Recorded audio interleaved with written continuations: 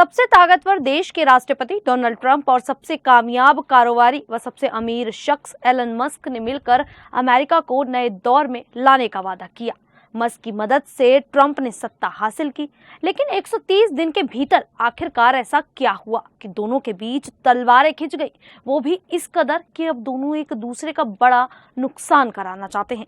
Trump की कोशिशें हैं कि मस्क का कारोबार चौपट हो जाए और मस्क इससे भी एक कदम आगे है।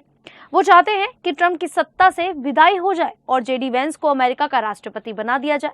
लेकिन बीते सप्ताह का एक वाकया आपको याद होगा, जब अपनी बेबाक बातों के लिए जाने जाने वाले एलन मस्क की आंख को लेकर सवाल उठा था।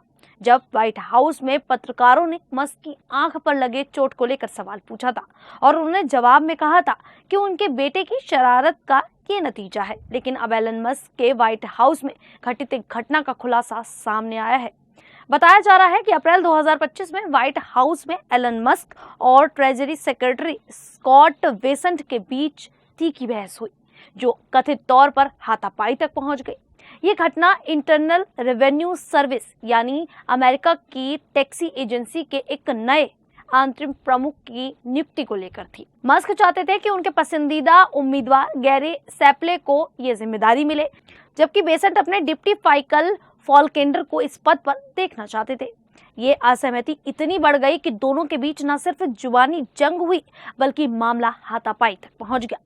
द वॉशिंगटन पोस्ट और एक्सियोम जैसी विश्वसनीय न्यूज एजेंसियों की रिपोर्ट के अनुसार ये घटना 16 अप्रैल 2025 को व्हाइट हाउस के ओवल ऑफिस में वेस्ट विंग के हॉलवे में हुई थी। मस्क ने बेसेंट की सहमति के बिना सैपले की नियुक्ति को आगे बढ़ाने की कोशिश कर दी, जिससे बेसेंट नाराज हो गए, क्योंकि IRS ट्रेजरी डिपार्टमेंट के तहत आता है। बहस के दौरान दोनों ने एक दूसरे पर तीखे आरोप लगाए। मस्क ने बहस के दौरान बेसेंट को सोरोस एजेंट और फेल हेज फंड मैनेजर जैसे अपशब्द कहे, जबकि बेसेंट ने मस्क पर डिपार्टमेंट ऑफ गवर्नमेंट एफिशिएंसी के जरिए अवास्तविक बजट कटौती के वादे करने का इल्जाम लगा दिया। रिपोर्ट्स के मुताबिक बहस इतनी गर्म हो गई कि मस्क ने बेसेंट को रग्बी खिलाड़ी की तरह कंधे से टक्कर मार दी। जवाब में बेसेंट ने भी पलटवार कर दिया। इस टकराव को रोकने के लिए वहां मौजूद लोगों को बीच में आना पड़ा। इस घटना के बाद मस्क के चेहरे पर काला निशान देखा गया। ट्रंप के पूर्व रणनीतिकार स्टीव बैनन ने घटना की पुष्टि की, लेकिन पहले तो मस्क ने इसे अपने बेटे की शरारत बताया, लेकिन बाद में इसे हाथापाई से जोड़ा गया। इस टकराव के बाद ट्रंप और मस्क के बीच रिश्ते और खराब हो गए थे। वॉशिंगटन पोस्ट ने यह दावा किया कि इस घटना के बाद ट्रंप ने मस्क को ड्रग एडिक्ट तक कह दिया था। ये विवाद ओवल ऑफिस में शुरू हुआ था, लेकिन बाद में चीफ ऑफ स्टाफ सुजी वाइल्स के ऑफिस और फिर नेशनल सिक्योरिटी एडवाइजर के ऑफिस तक पहुंच गया। एक चश्मदीद ने बताया कि ये दो अरबपतियों की लड़ाई थी, जो वेस्ट विंग में WWE जैसी लग रही थी। ट्रेजरी सेक्रेटरी स्कॉट बेसेंट ने एलन मस्क से पूछा, आपने 1 लाख करोड़ डॉलर की बचत का वादा किया था, लेकिन अब तक सिर्फ 10,000 करोड़ डॉलर की ही कटौती हुई है। आप क्या कर रहे हैं?